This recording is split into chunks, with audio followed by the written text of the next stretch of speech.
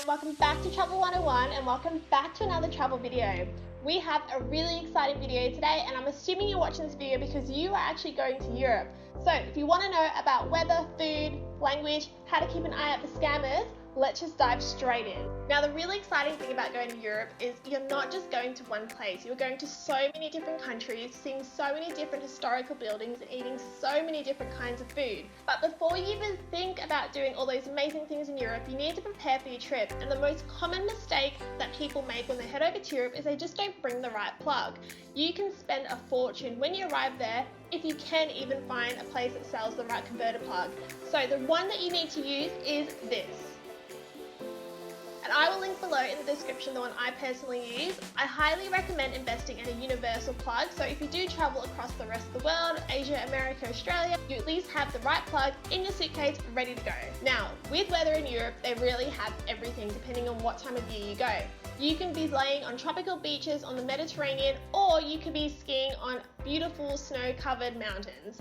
Now the thing is to know when to actually go. If you do head over between December all the way through to even mid-March, you will actually find snow in Europe. And the amazing thing is you can find it in nearly half of Europe. So you need to make sure if you are traveling at that time of year, you pack a warm jacket and some thermals if you're heading really far up north.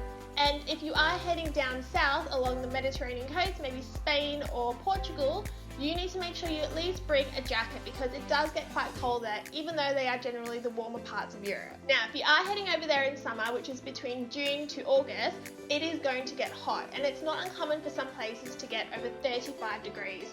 The thing about it is, it's also the busiest time to go to Europe as well. So it's going to get really crowded on those trains or even at some historical tourist sites. But it is beautiful and it is also famous for its summer. Definitely worth spending a summer in Europe. Now if you are going at that time of year, make sure you do bring a hat, sunglasses and some really light clothes to wear. Okay, let's talk language. Now the thing about Europe is because there are so many countries there, they speak so many different languages.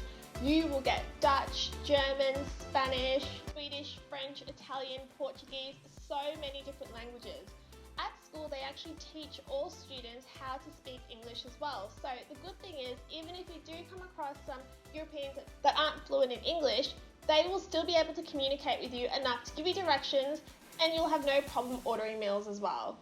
Ever since Europe has been part of the EU, it has made it so simple to just take one currency over there and spend it across all of the countries. Now, the thing about money over there is it's also very easily accessible too, so you don't have to worry about not being able to find an ATM. You will find them everywhere, but you just need to be very careful that you're not using any ATMs that look a little bit suspicious. So if you do use an ATM that unfortunately doesn't actually disperse money, which has actually happened to me, all you need to do is get a receipt from their ATM and locate the ATM number and call your bank. Most banks will actually cover the charge anyway, so you shouldn't have any problems. But it is always a good idea to have a quick look over the ATM before you actually do decide to use it. Unfortunately, Europe is known for some scams. Now there are pickpocketers, gypsies, you name it, there are scammers all across Europe, which I don't think is very uncommon for the rest of the world anyway. It is a good idea to really consider the fact that nothing in this world is free, and if something does look too good to be true, it probably is. People are very friendly in Europe, but just be mindful that sometimes someone that's being overly friendly could actually have an ulterior motive. So to avoid things like pickpocketers and so on, I would always suggest not keeping valuables in your pocket and always have a bag with a zip. Okay, so I really hope that clarified a few little European questions that you might have. I'm so excited that you're considering going there, and I really do hope you have the most amazing time. Please drop a comment below and let us know what time of the year you're going, if you're going in winter or if you're going in summer.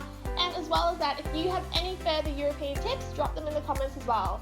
Alright guys, thank you so much for watching, and as always, we cannot wait to see you in the next video.